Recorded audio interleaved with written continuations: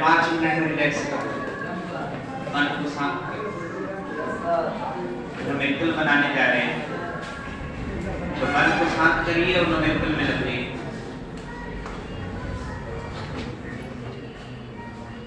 सब कॉपी खोल लीजिए, प्रश्न लिखेंगे। हम चाहेंगे इंग्लिश मीडियम वाला ही हिंदी में लिखें, बाद में हमको इंग्लिश ट्रांसलेशन करेंगे, क्योंकि वास्तव में आप समझते तो हिंदी केवल एक बहाना, समझना यही है। हिंदी अगर ना समझाया जाए तो अंग्रेजी समझ। आज फेसबुक पर एक वीडियो देख रहा था, उसमें एक विदेशी से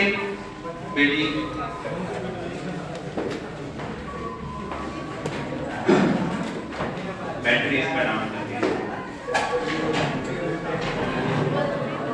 एक लड़का है तो बोल दीजिए बैटरी लेकर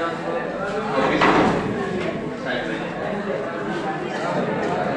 किनारे से जाओ, बैटरी को लेकर आओ।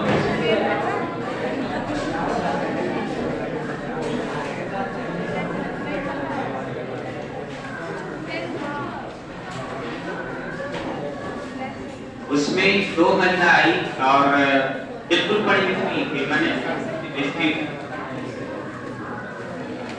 विदेशी से वो टॉकिंग कर रही थी अंग्रेजी में, स्पष्ट टॉकिंग कर रही थी, बिल्कुल साफ, कोई ग्रामर पढ़ी नहीं। उससे पूछा वो इंग्लिश तो बोल कि आपने अंग्रेजी पढ़ा है? तो बोली कि ना हम पढ़ना जानते हैं ना लिखना जानते, केवल बोलना है। ये क्या बताता है कि प्रैक्टिस इंसान से कुछ भी करवा सकता है, और प्रैक्टिस आप करोगे तो किसी भी प्रकार के, हमको नहीं लगता है कि स्पोकन की जरूरत पड़ेगी। वातावरण स्पोकन को क्रिएट कर देता है। अब इसका मतलब ये नहीं कि हम स्पोकन का विरोधी, सीखिए, हर चीजें जरूरी है सीखने के लिए, लेकिन सबसे ज्यादा जरूरी है कि आप उसको किस तरह से अपने ऊपर हैंडल करें, किस तरह से।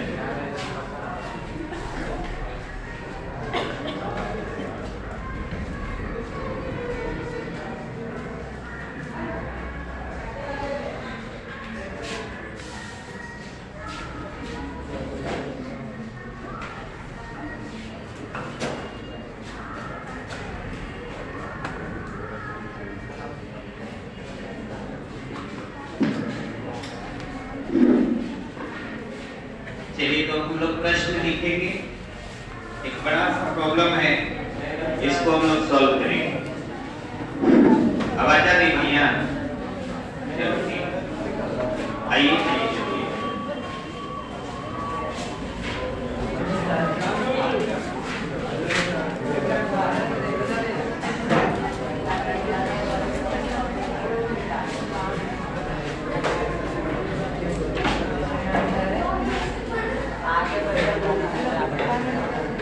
हिंदी मीडियम और इंग्लिश मीडियम वाले दोनों लिखेंगे क्वेश्चन को। इंग्लिश मीडियम बाद में उत्तर लिख कर देंगे।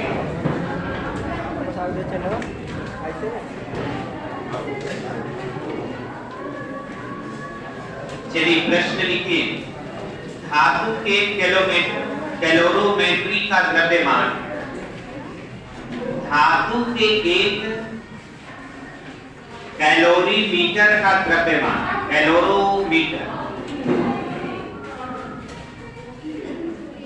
धातु के एक कैलोरीमीटर का द्रव्यमान, आइए, द्रव्यमान 0.15 kg है।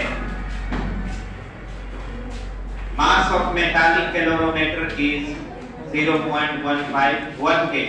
कितना लिखें? धातु के कैलोरीमीटर का द्रव्यमान 0.15, 5 काट दीजिए, 0.1 kg। ये माइक से दिखती 0.1 kg।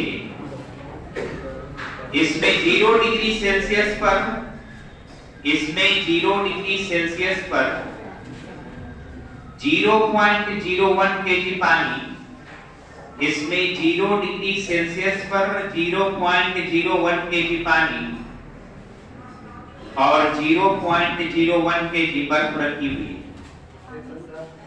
0.01 kg पानी और 0.01 केजी बर्फ रखी हुई है। 0.01 केजी बर्फ रखी हुई है। इसमें 100 डिग्री सेल्सियस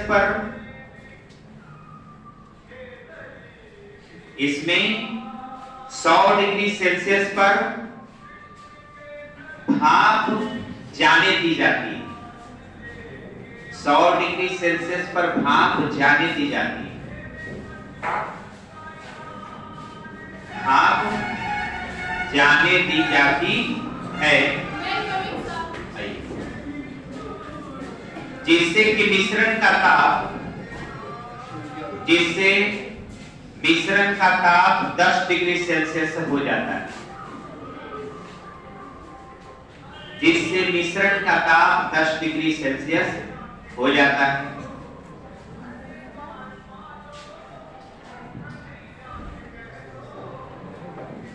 डिग्री सेल्सियस हो जाता है। संघनित भाप का द्रव्यमान निकालें। संघनित भाप का द्रव्यमान निकालें।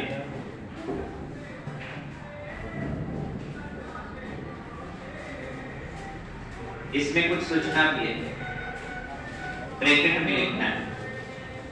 ब्रैकेट में लिखेंगे पानी की विशिष्ट ऊष्माधारिता।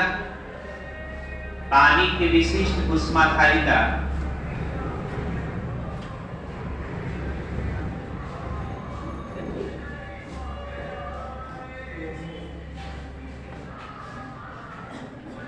पानी की विशिष्ट ऊष्माधारिता 4200 जूल प्रति केजी प्रति केल्विन। 4200 जूल प्रति केजी प्रति केल्विन। धातु की विशिष्ट ऊष्माधारिता, धातु की विशिष्ट ऊष्माधारिता 4200 जूल प्रति केजी प्रति 420 जूल। धातु की विशिष्ट ऊष्माधारिता 420 जूल प्रति केजी प्रति केल्विन। 420 जूल प्रति केजी प्रति केल्विन।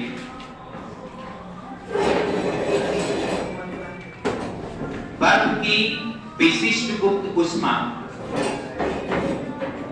बर्फ की विशिष्ट गुप्त ऊष्मा स्पेसिफिक लेटेंट हीट। बर्फ की विशिष्ट गुप्त ऊष्मा 336 गुणे 10 के पावर 3 जूल प्रति केजी। बर्फ की विशिष्ट गुप्त ऊष्मा 336 गुणे 10 के पावर 3 जूल प्रति केजी तथा भाप की विशिष्ट गुप्त ऊष्मा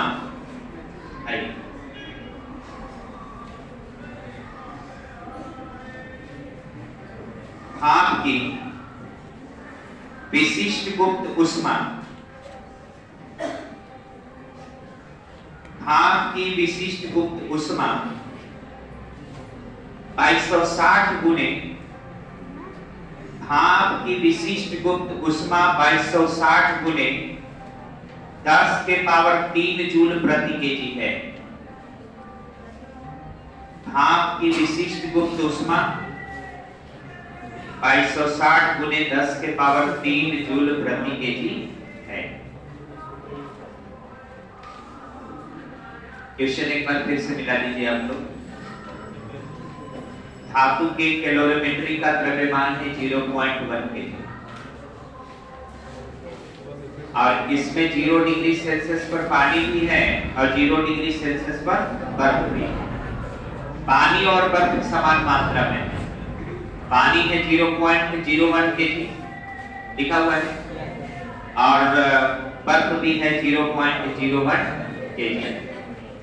इसमें 100 डिग्री सेल्सियस पर भाप को प्रवेश कराया जाता है। निश्चित रूप से पानी ठंडा है, भाप उसमें जाएगा तो वो ठंडा होकर पानी बनाएगा। जब भाप से पानी बनने का प्रोसेस हो तो इसे संघनन कहते हैं। अब पानी से भाप बनने की प्रक्रिया हो तो इसे वाष्पन कहते हैं। प्रोसेस में उल्टा, पानी अगर भाप बन रहा है तो वाष्पन वेपोराइजेशन, अगर भाप पानी में कन्वर्ट हो रहा है तो क्या होता है, संघनन हो जाता है। तो 100 डिग्री सेल्सियस पर भाप को इसमें क्या कराई जाती है, प्रवेश, जिससे मिश्रण का टेम्परेचर 10 डिग्री सेल्सियस हो जाता है। मिक्सचर का टेम्परेचर कितना हो जाता है, 10 डिग्री सेल्सियस। और बाकी सारे सूचनाएं दिए हुए हैं कि इसका विशिष्ट ऊष्माधारिता, इसका विशिष्ट गुप्त ऊष्मा कितना कितना है। तो विशिष्ट गुप्त ऊष्मा और विशिष्ट ऊष्माधारिता ये दोनों की मात्राएं दी हुई, उसका मान दिया हुआ है। अब इस पर आपको बताना है, नोमेंकल बनाना है कि कितना द्रव्यमान पानी निकलेगा, यानी भाप जो है वो पानी में कन्वर्ट होगा। तो प्रश्न में पूछा गया है कि संघनित भाप का द्रव्यमान निकालें। संघनित भाप का द्रव्यमान निकालने का मतलब है भाप का वह द्रव्यमान निकालिए जो पानी के रूप में बदल चुका है। यही प्रश्न है। चलिए, क्वेश्चन बहुत लंबा है। अब इस प्रॉब्लम को हम लोग क्या करेंगे, सॉल्व करने की कोशिश करेंगे। सबसे पहले तो एक कैलोरीमीटर ले लो।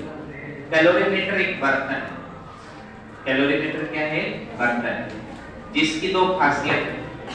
पहले नंबर तो उसमें आप कितना पदार्थ रख रहे हो वो भी बता देगा, अब कितना टेम्परेचर हो टेम्परेचर को भी नाप लेगा। कैलोरीमेट्री में यानी कैलोरीमीटर जो है एक बर्तन जैसा है, वो बर्तन ले लीजिए। बर्तन का द्रव्यमान कितना है, कैलोरीमीटर धातु का बना हुआ है। तो मान लीजिए कि हमारे पास एक कैलोरीमीटर है, कुछ इस तरह का कैलोरीमीटर हम बना लिए समझदारी के लिए। ये हमारा हो गया कैलोरी मीटर। अच्छा, कैलोरी मीटर जो है मेटल का बना हुआ है, इसका द्रव्यमान कितना दिया है, 0.01 kg दिया हुआ है ना, 0.1 kg दिए थे। चलिए, 0.1 kg। अच्छा, धातु की विशिष्ट ऊष्माधारिता दिया होगा, देखिए कितना दिया है। कैलोरीमीटर का स्पेसिफिक हीट कैपेसिटी कितना है, 420। तो इसका विशिष्ट ऊष्माधारिता दिया हुआ है, एस सी लिख देता हूं ताकि आपको पहचानने में आसानी हो। कैलोरीमीटर का स्पेसिफिक हीट कैपेसिटी कितना दिया है, 420 जूल प्रति केजी प्रति केल्विन। अच्छा, यहाँ डिग्री सेल्सियस भी देता तो कोई लफड़ा नहीं, बताया ना। और इसमें क्या दिया हुआ है, इसमें पानी है। पानी कितना है, वाटर। तो मास ऑफ वाटर कितना दिया है,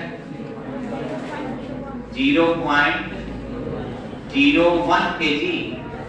0.01 kg। और वाटर का HW कितना दिया है, विशिष्ट ऊष्माधारिता, वो हम लोग जानते भी हैं, 4200 जूल प्रति केजी प्रति केल्विन होता है ना। सिस्टम में खाली है कि नहीं, खाली आता है ना, चलो खाली।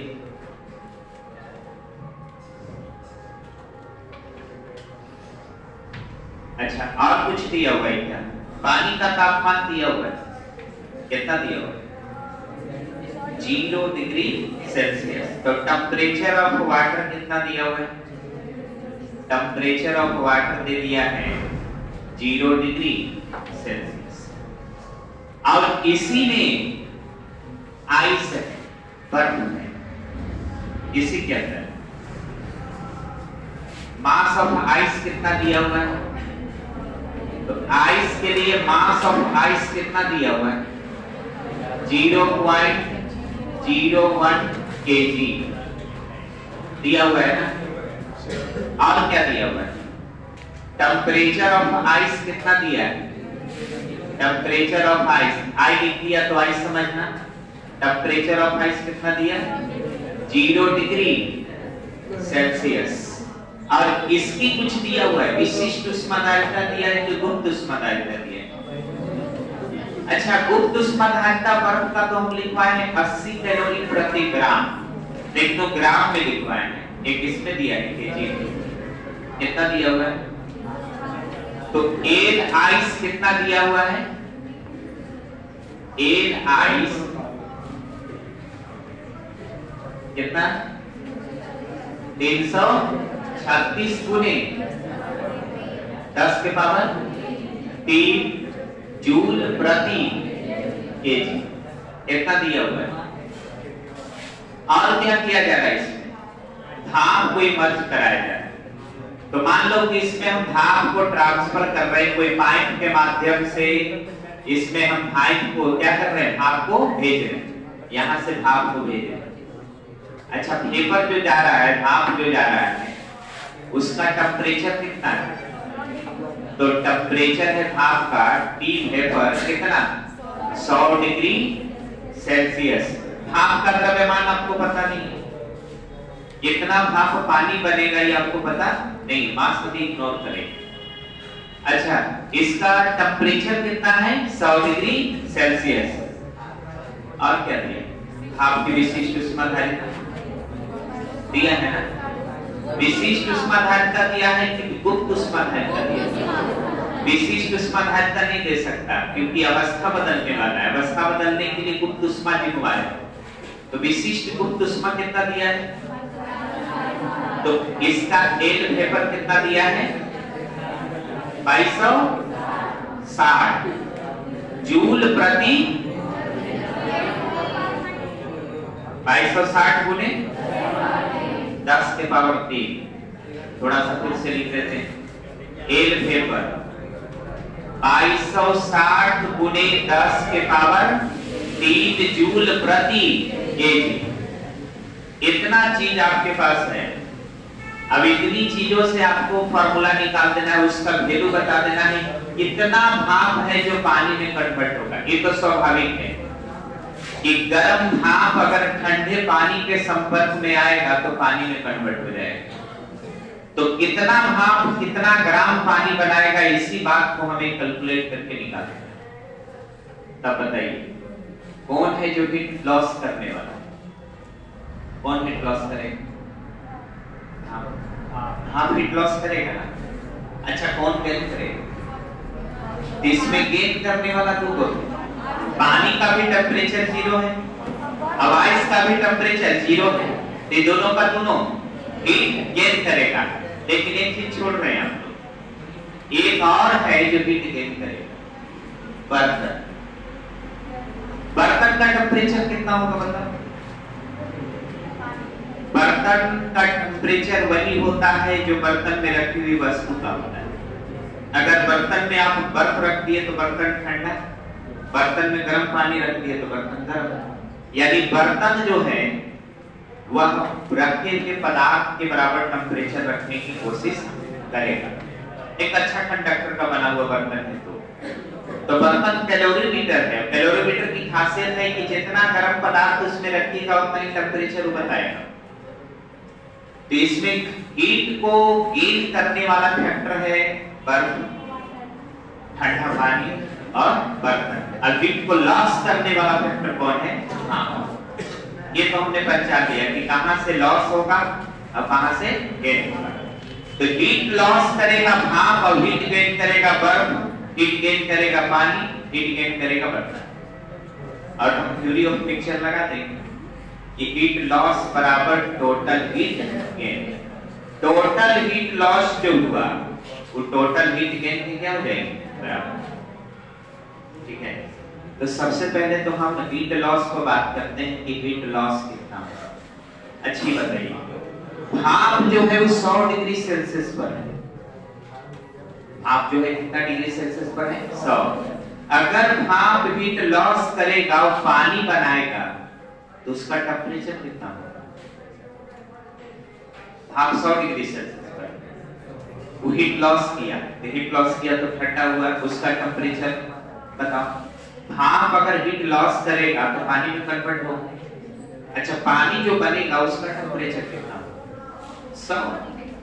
भाप से जो पानी बनेगा, चूंकि अवस्था बदल रहा है, भाप पानी में कन्वर्ट हो रहा है, तो भाप से अगर पानी बनेगा तो अवस्था बदलेगा, अवस्था बदलेगा तो टेम्परेचर नहीं बदलेगा। तो भाप जो हीट लॉस करेगा उससे पानी बनेगा। अब पानी का टेम्परेचर कितना रहेगा? 100। क्या 100 डिग्री सेल्सियस पर पानी जो बनेगा वो हीट लॉस नहीं करेगा? वो भी हीट लॉस करेगा, क्योंकि यह हीट लॉस और हीट गेन की प्रक्रिया तब तक चलती रहेगी जब तक कंपोनेंट सारे का टेम्परेचर सेम ना हो जाए। भाप का टेम्परेचर, पानी का टेम्परेचर, बर्फ का टेम्परेचर, बर्तन का टेम्परेचर, सब का टेम्परेचर जब तक बराबर नहीं होगा तब तक ये प्रोसेस चलती रहेगी। एक हीट लॉस करता रहेगा, दूसरा हीट गेन करता रहेगा। जब सभी का टेम्परेचर बराबर हो जाएगा तब जाकर के यह थर्मली इक्विलिब्रियम में आ जाएगा।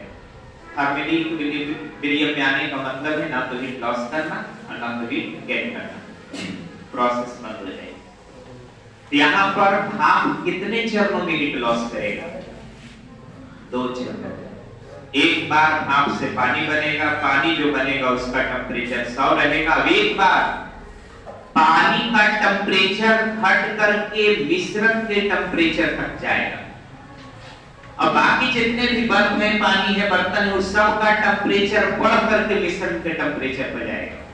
यानी भाप पानी बना, पानी हीट लॉस किया और कितना टेम्परेचर तक पहुंचाएगा? मिक्सचर के टेम्परेचर तक। एकदम याद रखना, सभी का लक्ष्य मिक्सचर के टेम्परेचर तक जाने का। पानी हीट तब तक लॉस करेगा जब तक इसका टेम्परेचर मिक्सचर के टेम्परेचर के बराबर ना हो जाए, या वस्तु हीट तब तक गेन करेगा जब तक इसका टेम्परेचर मिक्सचर के टेम्परेचर के बराबर ना हो जाए। सबका टेम्परेचर मिक्सचर के टेम्परेचर के बराबर हो जाएगा तो हीट लॉस करना और हीट गेन करना बंद हो जाएगा। यहाँ पर हीट लॉस करेंगे 2 चरणों में। मिक्सचर का टेम्परेचर दिया हुआ होगा, दिया है ना, तो Tm लिख देते। Tm मतलब मिक्सचर का टेम्परेचर कितना दिया है? 10 डिग्री सेल्सियस। कहने का मतलब ये है कि भाप जो है वो पानी बनेगा, पानी जो बनेगा वो 100 टेम्परेचर रखेगा। अच्छा, पानी जो 100 डिग्री सेल्सियस टेम्परेचर रखेगा और फिर हीट लॉस करेगा। कब तक हीट लॉस करेगा? जब तक उसकी टेम्परेचर 10 डिग्री सेल्सियस ना हो जाती। क्योंकि मिक्सचर का टेम्परेचर कितना है? 10। अब बर्फ पर आएगी, बर्फ पिघलेगा, पानी बनाएगा। बर्फ क्या करेगा? पिघलेगा, पानी बनाएगा। अच्छा, बर्फ जो पिघलेगा वो पानी बनाएगा, वो बर्फ से बनी हुई पानी का टेम्परेचर कितना होगा? बर्फ का टेम्परेचर 0 है तो बर्फ से बनने वाले पानी का टेम्परेचर भी कितना होगा? 0। क्या बर्फ अब हीट लेना बंद कर देगा? नहीं, क्योंकि यह 0 टेम्परेचर पर जो पानी बना है ना, बर्फ से जो पानी बना है वो पुनः हीट लेगा, वो अपना टेम्परेचर कहां पहुंचाएगा? 10 पर। अच्छा, पानी जो है वह हीट गेन करेगा, तो पहले से पानी कितना टेम्परेचर पर? 0 पर। तो हीट कब तक गेन करेगा?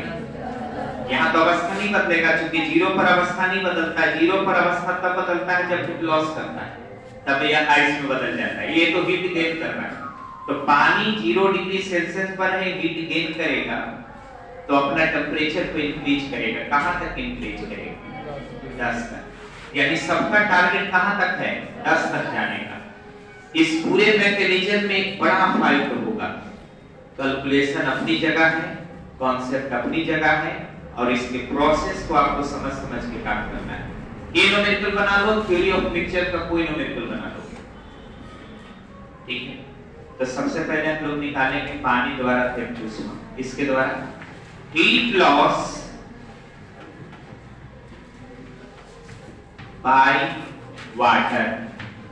हीट लॉस बाय वेपर बोलते हैं, क्या बोलते हैं? वेपर। वाष्प के द्वारा ऊष्मा त्याग। तो भाप जब अवस्था चेंज करेगा तो वेपर बन जाएगा लिक्विड। क्या बन जाएगा? वेपर बनेगा लिक्विड, पूरा लिखने वेपर कन्वर्ट्स वाटर। भाप क्या बनाएगा? पानी। कौन सा चेंज हो रहा है? अवस्था चेंज। फार्मूला क्या लगाए? H का फार्मूला बताओ। H बराबर डेल्टा M इंटू A। तो H बराबर डेल्टा M अब इंटू A। डेल्टा M हमको पता ही नहीं है कि कितना भाप पानी बन रहा है, यही तो पूछ रहा है।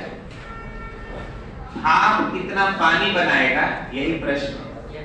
अभी डेल्टा M हमको पता नहीं, छोड़ दिया। एक दिया हुआ है, भाप के लिए विशिष्ट गुप्त ऊष्मा कितना दिया हुआ है, देख लीजिए कहीं दिया हुआ होगा 2260 गुणे 10 के पावर 3। तो यहाँ पर हम रख देंगे H का फॉर्मूला हमारे पास कितना हुआ, डेल्टा M अब गुणे कितना 2260 गुणे 10 के पावर 3 जूल। चलिए जूल रख दीजिए, नहीं जूल लिख दिए तो प्रति केजी नहीं, हीट का मात्रक केवल जूल होता है। एयर का मात्रक जो है ना जूल प्रति केजी होता है। अब मास से गुना कर दिए तो केजी केजी कैंसिल हो गए, क्या बच गया? जूल। ये पहला हीट हो गया, लेकिन यह क्या हीट अब लॉस करना बंद कर देगा। ये वेपर होगा 100 डिग्री सेल्सियस पर, तो वाटर भी बनेगा कितना पर 100 डिग्री सेल्सियस। अभी भी जो पानी बना है, भाप से जो पानी बना है, वो पानी का टेम्परेचर 100। अभी हीट लॉस करना शुरू, अभी हीट लॉस करेगा, कब तक करेगा? जब तक उसका टेम्परेचर डाउनफॉल करके 10 तक ना पहुंच जाए। ठीक है ना? एक कोड रख दिया, इतना हुआ। अब सेकेंड फेज में हम लोग हीट लॉस करेंगे। अगेन हीट लॉस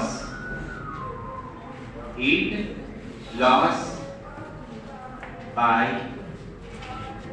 हम इसका नाम दे देते हैं न्यू वाटर। क्या नाम दे देते हैं? अभी जगमान। कहां से जगमान? हाँ। अब यहां पर टेम्परेचर ग्रो करेगा कि डाउन करेगा? वाटर जो है वो कितना डिग्री सेल्सियस पर है? 100 डिग्री सेल्सियस पर है। अब ये कन्वर्ट करेगा कितना पर वाटर पर? 10 डिग्री सेल्सियस के वाटर में कन्वर्ट करेगा। यहाँ टेम्परेचर चेंज हो रहा है। कौन चेंज हो रहा है? Temperature change. और टेम्परेचर चेंज हो रहा है तो फॉर्मूला लगाएंगे H का। ये पहला हीट ले लिया H1, अब इसका दूसरा हीट हम ले रहे हैं कौन सा? H2। H2 फॉर्मूला लगाएंगे यहां पर डेल्टा M क्यों ली?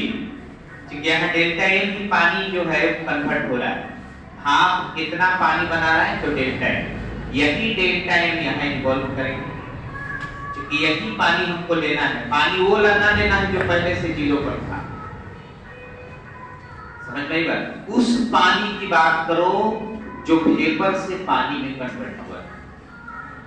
तो वेपर से पानी में कन्वर्ट होने वाला मास तो डेल्टा M है। तो यहाँ हम एच डेल्टा टी लगाएंगे तो उचित नहीं लगेगा। हमें क्या लिखना चाहिए? Delta M into H delta T. H delta T, यहाँ डेल्टा M केवल वह द्रव्यमान है जो वेपर से वाटर में कन्वर्ट हुआ। यहाँ क्या लिखेंगे? H delta T. Delta M तो हमको पता ही नहीं है, डेल्टा M छोड़ दिया, एच तो दिया है। एच पानी का जानते हैं आप? 4200 जानते हैं ना? 4200 रख दीजिए, 4200 रख दिया। डेल्टा टी कैसे निकलेगा? याद करो, मिक्सचर के कंडीशन में जब ताप का परिवर्तन निकालना हो, हीट लॉस कर रहा हो, तो वस्तु के ताप में से मिक्सचर का ताप घटता है। टेक्निक पता है ना? जब कोई वस्तु हीट लॉस करे तो वस्तु के टेम्परेचर में से घट करके मिक्सचर का टेम्परेचर आएगा। और हीट गेन करता है तो मिक्सचर के टेम्परेचर में से वस्तु का टेम्परेचर घटता है। अब एक आइडिया बताए थे कि जस्ट लाइक व्हेन हम पैसा जमा करते हैं बैंक में, हमारा पैसा कट गया, बैंक में जमा हो गया। अच्छा, कोई पैसा निकालेगा बैंक से पैसा कट गया, उसके अकाउंट में जमा हो गया। तो हमने हीट लॉस किया बैंक में, किसी ने हीट लॉस गेन किया होगा तो बैंक से दिया होगा। डायरेक्ट हम ट्रांजेक्शन नहीं ना करते हैं, डायरेक्ट किसी को देते हैं तो अविश्वास ज्यादा होता है, लेकिन यही पैसा बैंक में जमा करते हैं, वही पैसा दूसरा कोई निकाल लेता है, उसको प्रूफ नहीं होता। तो यहाँ पर हमारे पास डेल्टा टी निकालने का टेक्निक होगा, वस्तु के तापमान में से घटाना पड़ेगा किसका तापमान, मिक्सचर का तापमान। तो वस्तु का तापमान कितना है, 100 है, और मिक्सचर का तापमान 10 है, तो 100 में से 10 जाएगा 90, लिख देते 100 माइनस 10। अब इसको हमें सॉल्व करना पड़ेगा। डेल्टा एम और गुने 4200 और गुने 90। चलिए, क्या इसके अलावा अब हीट लॉस करेगा, अब हीट लॉस होगा। भाप पानी बन गया, पानी जो गर्म रहा वो ठंडा हो गया, कहां तक, मिक्सचर तक, तो हीट लॉस करने की प्रोसेस बंद हो गई। अब हीट गेन पर विचार करेंगे। हीट गेन करने वाले कौन कौन फैक्टर हैं, बर्फ है, पानी है, वे कौन कौन है, बर्फ है। यहां तक किसी को परेशानी है तो बोलिए। बहुत सिंपल मैकेनिज्म है, पहचान के चलना है कि कौन लॉस करता है और कौन गेन करता है, कब तक लॉस करता है और कब तक गेन करता है। अब इसी बात को ध्यान में रखते हुए इस तरह के न्यूमेरिकल को हम लोग सॉल्व करते हैं। बड़ा बड़ा न्यूमेरिकल है, हमको लगता है कि सबसे बड़ा न्यूमेरिकल होना चाहिए, ये न्यूमेरिकल बड़ा है, इस पर में काम करना है। कितना तेजी से उतारी फिर आगे बात करें। अब इसका वीडियो जानबूझ के बना रहे हैं क्योंकि इसमें पूरा मिक्सचर का कॉन्सेप्ट है, और जब भी आपको डाउट होगा फिर वीडियो देख लीजिए।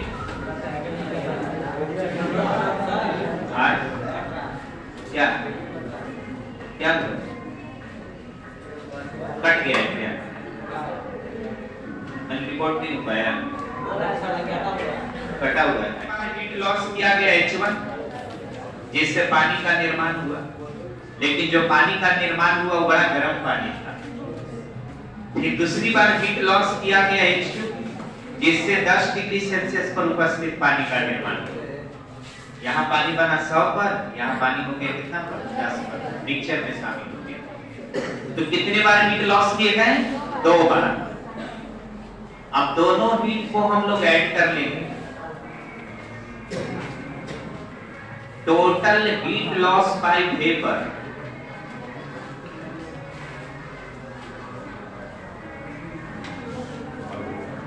यहां पर लैंग्वेज ध्यान देना, total heat loss by vapour 100 degree Celsius to convert water, कितना डिग्री सेल्सियस, 10 डिग्री सेल्सियस। देख रहे हो ना, total heat loss by vapour जो कि 100 डिग्री सेल्सियस पर जो भाप था उसके द्वारा हीट लॉस करके कहां तक जाना है, 10 डिग्री सेल्सियस के वाटर तक जाना है। तो इस दौरान हीट लॉस जो हो गया, हीट लॉस जो हो गया वो H1 प्लस H2। H1 कितना आया था बोलिए, डेल्टा एम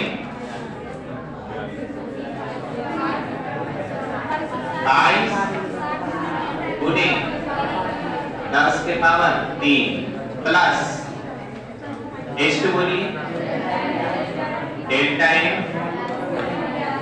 4200 गुने 90। कैलकुलेशन थोड़ा पावरफुल होगा और कैलकुलेशन की जिम्मेवारी आपको निभाना। गुना भाग में हमको मन नहीं लगता है, आपको लगता है तो बढ़िया बात है, और नहीं लगता है तो एकदम समझ जाइए कि जीवन में कभी सफलता नहीं मिलेगी, लाइफ में। गुना भाग में हमको मन नहीं लगता, इसलिए हम यहाँ आए। मन लगता तो हम यहाँ भी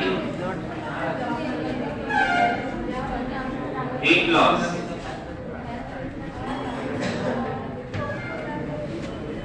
चलिए बात में गुना मत करिए।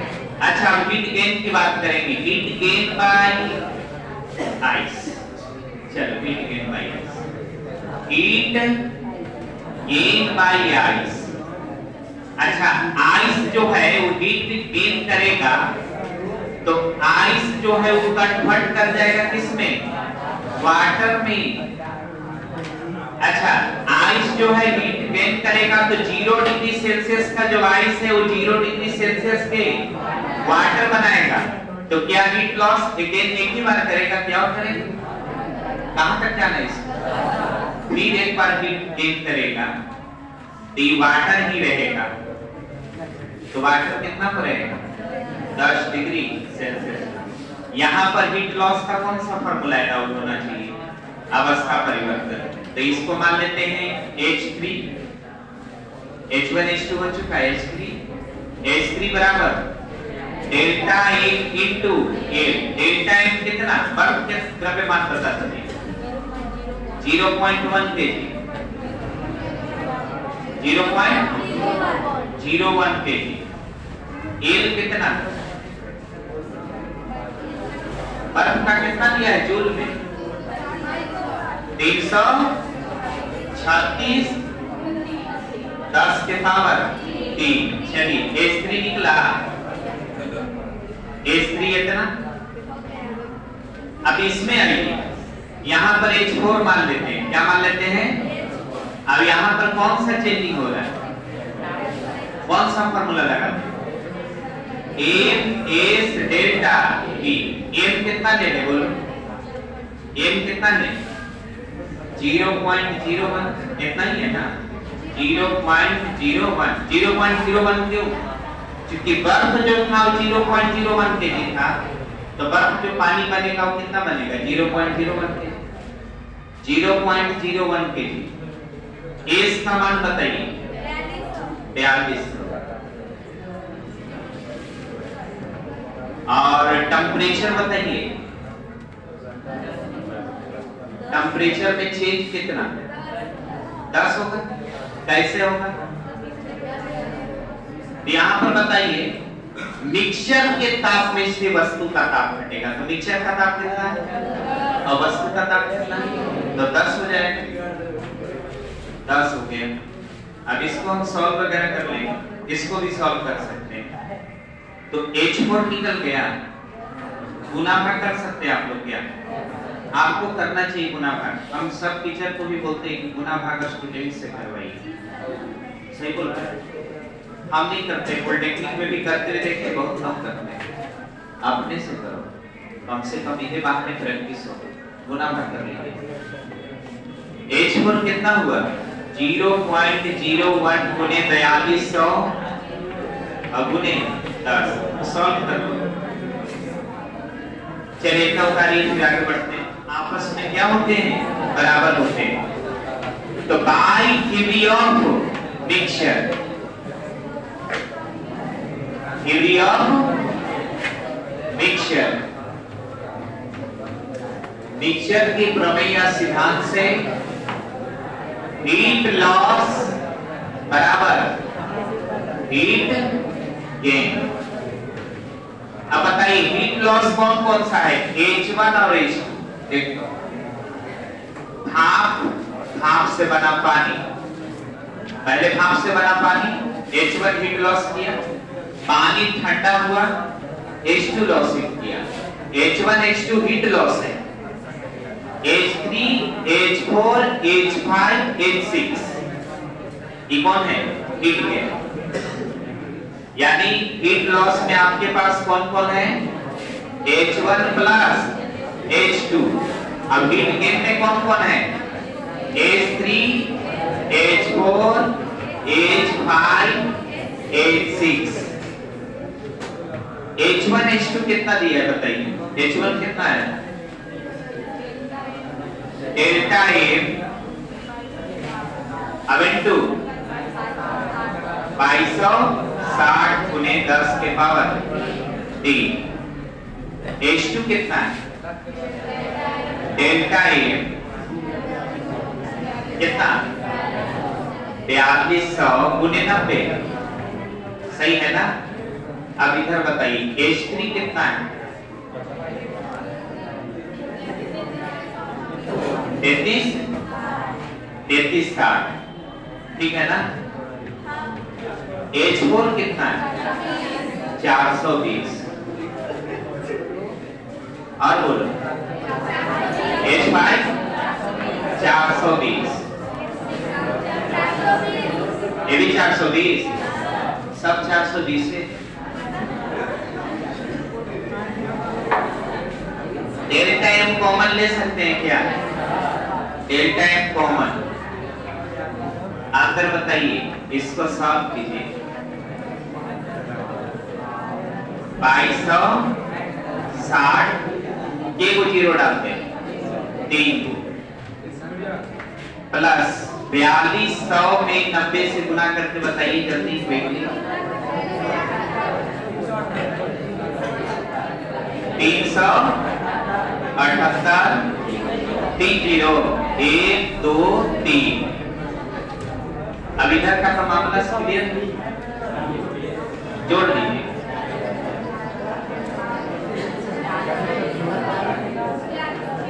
चालीस 20 46 से 20। अब बताइए डेल्टा एम निकल जाएगा क्या? निकलेगा ना। इसको ऐड कर देंगे, ऐड करने के बाद इधर डिवाइड कर देंगे। आंसर जो आएगा वो ग्राम में आएगा कि केजी में आएगा? आंसर के यूनिट पहचानो, केजी में आएगा, क्योंकि आपने जो भी बेस का मान लिखा था 42 लिखा था। अच्छा, आंसर हो सकता है कि ग्राम में थे, तो क्या करेंगे? 1000 से गुना कर देंगे, काम खत्म। यहाँ से डेल्टा एम निकालने की जिम्मेवारी आपको है। ये जोड़ करके इधर ले जाके डिवाइड कर देना है, और डिवाइड कर दीजिएगा, आपके आंसर आ जाएगा। आंसर कितना आएगा? 46 20 बटा में 46 20 बटा में आएगा 26 38 गुने 10 के पावर में, यानी आंसर आएगा 1.75 ग्राम। ये जी नहीं आएगा, किसमें आएगा? 1.75 ग्राम आंसर है। अब आपको निकालना जिम्मेवारी है, जो आएगा वो केजी में आएगा, लेकिन आपको ग्राम में कन्वर्ट करने के लिए 1000 से क्या करना पड़ेगा? मल्टीप्लाई, और मल्टीप्लाई करोगे गारंटी आ जाएगा आंसर 1.75 ग्राम, फाइनल आंसर। बिल्कुल बड़ा है, लेकिन नियम से करोगे तो आराम से हो जाएगा। चलो अभी बना के देख लो, कल के भोरे से मत रहिए, कल बात अच्छा है।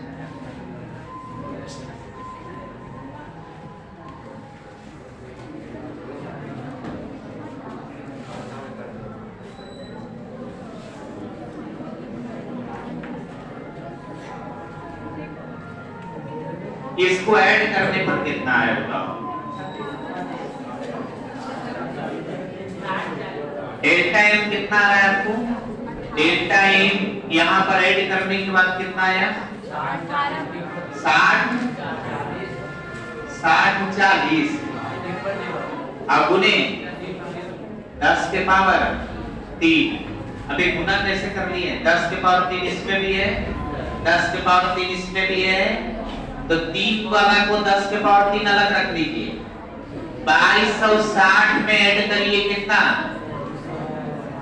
ऐड करोगे? 378। कितना हो जाएगा? 2260 में 378 ऐड करोगे। नहीं, हम बोल रहे हैं ऐसे कैलकुलेशन कर रहे हैं, 10 के पावर 3 10 के पावर 3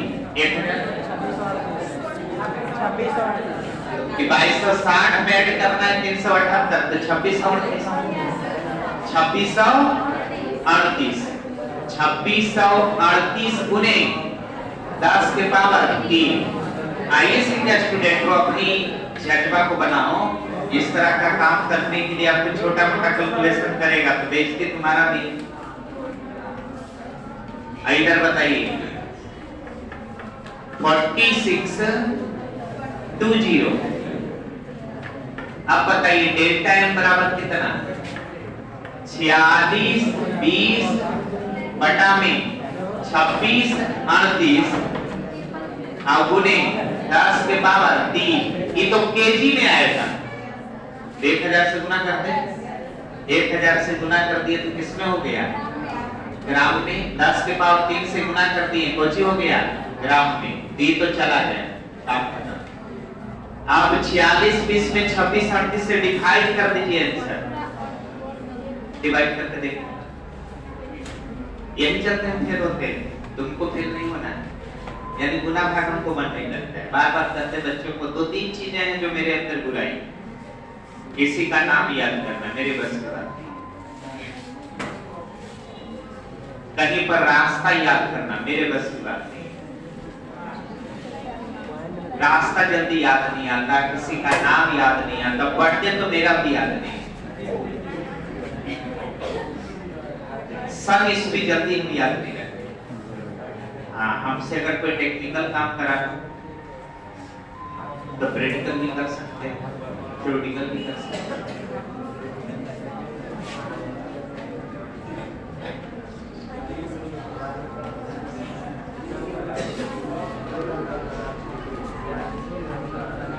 कितना है 1.75 आना चाहिए, आया ना 1.75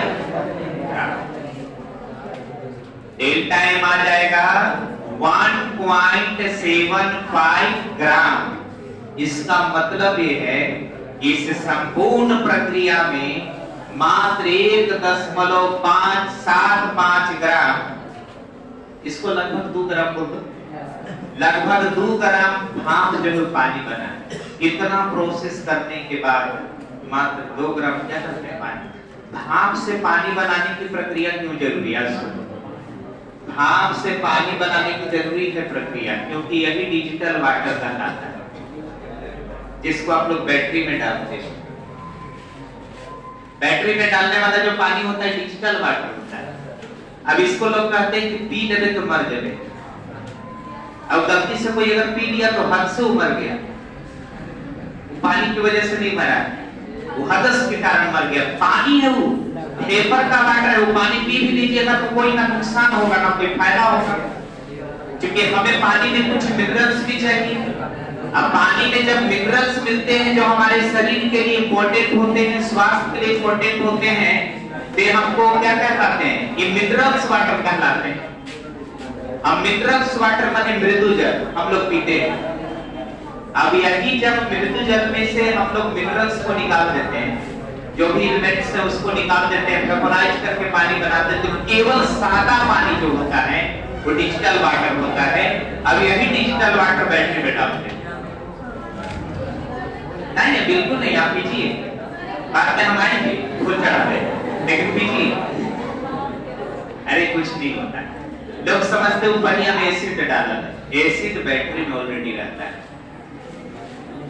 ठीक है ना। अब उसमें बार बार पानी इसलिए डालना पड़ता है क्योंकि एसिड की जान पानी में बसता है। जितना ज्यादा एसिड में पानी होगा उतना ही ज्यादा वो कंसंट्रेशन कम रखेगा, अब कंसंट्रेशन कम रखेगा तो उसके आयंस जो होंगे बहुत फ्रीली मूव कर पाएंगे, बहुत आसानी से चार्ज हो जाएगा। वो पानी आप डिजिटल वाटर पी लीजिएगा तो आपको किसी भी प्रकार का हार्म नहीं होगा, कोई नुकसान नहीं होगा, लेकिन कोई फायदा भी नहीं होगा। इस सारा